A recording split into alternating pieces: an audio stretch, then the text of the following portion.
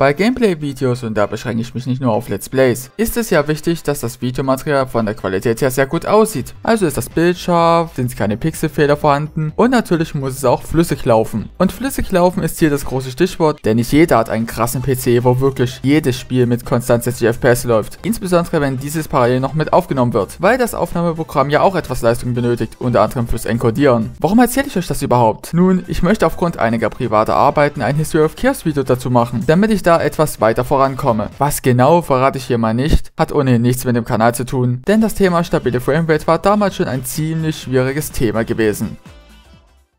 Wie ihr ja wisst, habe ich 2014 mit LPs angefangen und natürlich hatte ich zu der Zeit nur Ahnung von Optimierung der Aufnahmeleistung etc. Aber das wird bestimmt niemanden wundern, ich meine, schaut euch einfach nur das zweite History of Chaos Video an. Das sollte die Frage durchaus schnell beantworten. Und das fiel mir später bei dem vierten Let's Play direkt auf die Füße. Nämlich bei dem Let's Play zu Sonic Riders. Wer es gesehen hat, weiß, dass die Framerate da nicht wirklich stabil war. Teilweise sogar in einer ganzen Reihe von Stellen extrem niedrig, weshalb es auch das erste Low FPS Projekt war. Doch warum war das so? Denn das Spiel kam ja 2006 für den PC heraus und das sollte doch ein PC aus dem Jahre 2012 das ohne Probleme schaffen können, oder? Dazu müssen wir uns aber erstmal die Specs meines damaligen PCs anschauen, wobei es war ja ein Notebook, aber gut. Dieser hatte einen Intel Core i5 2430M, welcher 2 Kerne hatte und eine Taktrate von 2,4 GHz mit Turbo Boost bis 3,0. Verbaut waren zudem 8 GB RAM und als zusätzlicher Grafikchip eine Nvidia GeForce GT 540M. Fällt euch bei diesen Daten etwas auf? Wahrscheinlich nicht, wenn man den Fakt nicht weiß. Das Notebook war ursprünglich anhand der empfohlenen Werte von Sonic Generations gekauft worden. No shit, das Ziel beim damaligen Kauf war es, dass ich Sonic Generations spielen konnte, weil der bisherige Rechner es nicht mal starten konnte. Ja sorry, als Schüler hast du halt nicht wirklich viel Geld. Was wollt ihr von mir? Außerdem war zu der Zeit schon klar gewesen, dass ich in ein Internat gehe. Da macht doch ein Stamm-PC erst recht gar keinen Sinn. Aber bei diesen Specs wundert es doch, dass Sonic Riders nicht flüssig lief, weil so hohe Anforderungen hat das Spiel doch gar nicht gehabt. Der Grund für diese Framerate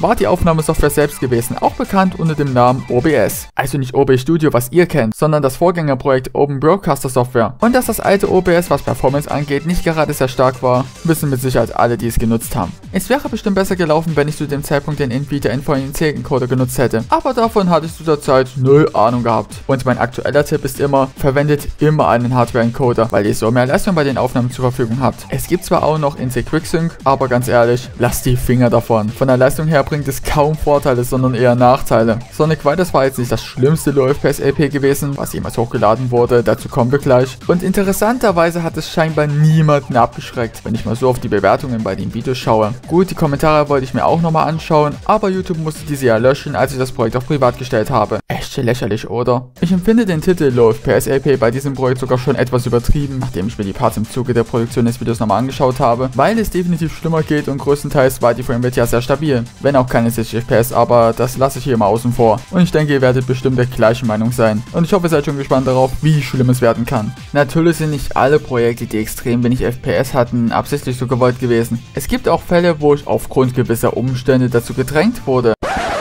Okay, wann wurde ich dazu gedrängt, Videos zu bringen? Und das traf beispielsweise auf das damalige LP zu Shadow the Hedgehog zu. Denn das Projekt startete mit einem echt flüssigen Full HD Part, wo ich die erste Mission von Vestopolis abgeschlossen habe. Und plötzlich im Part 2 war die Framerate direkt im Arsch. Was war da bitte los, dass die Framerate von einem Part auf den nächsten komplett eingebrochen ist? Nun, der erste Part wurde nicht an meinem Rechner aufgenommen, sondern an dem PC meines ehemaligen Zimmernachbarn im Internat, der mir freundlicherweise erlaubt hatte, das LP dort aufzunehmen. Nur, dass dieser am nächsten Tag meinte, absolut alles davon zu löschen und ich musste das LP an meinem Notebook fortführen. Und wenn man bedenkt, dass Dolphin zu der Zeit noch nicht so performant war wie heute, ist ja klar, was dabei rauskommt. Dass ich das überhaupt durchgezogen habe und nicht wegen der niedrigen Framerate komplett durchgedreht bin, verdient definitiv Respekt. Dass ich wegen dieser einen Sache richtig frustriert war, kann ich komplett nachvollziehen. Aber in Part 2 meinen Zimmernachbarn wegen sowas direkt zu haten, ist nun wirklich übertrieben gewesen. Und zu dem Zeitpunkt hatte der Kanal meines Nachbarn noch 0 Abonnenten und keine Videos gehabt. Aber jetzt weiß ich zumindest wieder, dass er mit Vornamen Michael heißt. Aber gut, als... Wie viele Abos hatte ich da gehabt? Circa 30? Ja, müsste hinkommen. Als circa 30 Abo-Kanal kann man sich ja sowas mal erlauben. Und der eine Dislike stammt sogar von ihm. Wenn ich heute mal so drauf schaue, würde ich sagen, dass es einfach ehrenlos von dem Typen war. Und ich hätte das LP auch einfach sein lassen können. Aber ich meine, ich wollte das LP unbedingt bringen. Mein Let's Play dazu war ja auch das, was YouTube noch gefehlt hat. Mit den wenigen FPS und der scheiß Mikroqualität. Und ja, es gab auch mehrere Stellen, wo die Framerate akzeptabel war. Aber diese waren im Vergleich zu Sonic Riders Riders in Punktanzahl deutlich geringer. Und zudem hat das Projekt im Vergleich zu Sonic Riders deswegen mit jedem weiteren Party-Zuschauer immer mehr abgeschreckt, was die Zahlen eindeutig belegen. Lustigerweise gab es außer zu Beginn des Let's Plays mit der Zeit kaum Dislikes. Aber genug davon geredet. Natürlich war Shadow the Hedgehog nicht das einzige LP gewesen, was so langsam lief. Da kamen noch andere dazu, wie zum Beispiel Dragon Ball Z Sagas, aber ich wollte mal auf dieses Projekt näher eingehen, weil es so ziemlich das auffälligste Low-FPS-Projekt war, beziehungsweise es war eines der auffälligsten. Und später mit meinem neuen Notebook war es auch noch eine kurze Zeit lang so gewesen, aber mit der Zeit wurde es deutlich besser. Dass es bei Emulatoren nicht einfach ist, eine stabile Framerate aufrechtzuerhalten, ist verständlich, aber bei rein PC-Spielen sollte das doch besser laufen, oder? Gut, wir hatten vorhin Sonic Riders, aber das wird doch mit Sicherheit die Ausnahme geblieben sein.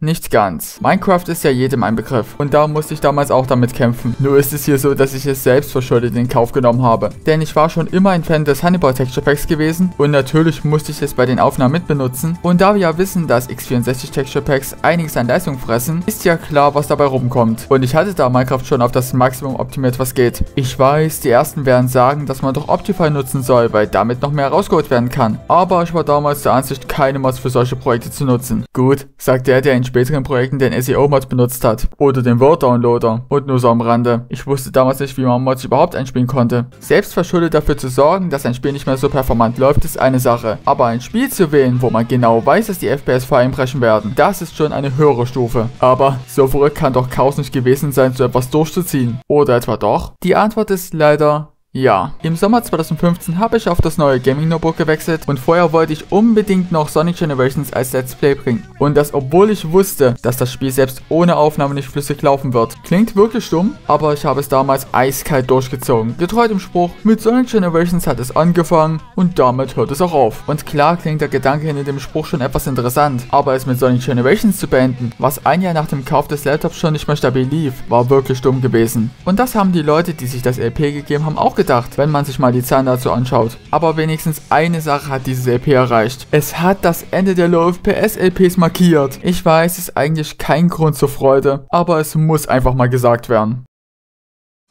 Es gab natürlich noch andere Projekte, die ich hier hätte erwähnen können, aber ich wollte es mal bei diesen hier belassen, um euch mal zu zeigen, wie die damaligen Videos bzw. ein Teil davon von der Framerate her waren und was es für Auswirkungen auf die Zahlen hatte. Und ich weiß, es war mal wieder ein trockenes Thema. Beim nächsten Video zu dieser Reihe wird aber die Unterhaltung wieder im Fokus stehen. Und jetzt seid ihr gefragt. Was haltet ihr von all dem, was ich euch erzählt habe, noch nicht gewusst? Stimmt ihr meiner Kritik zu? Habt ihr noch was zu ergänzen? Und habt ihr vielleicht selbst auch schon solche Videos gebracht? Eure eigenen Erfahrungen könnt ihr auch gerne in die Kommentare posten. Damit wäre es für dieses Video. Wir sehen uns dann beim nächsten Mal wieder. Bis dahin und ciao. Shiny sun, my diamond, my sorrows and desires, no crystal.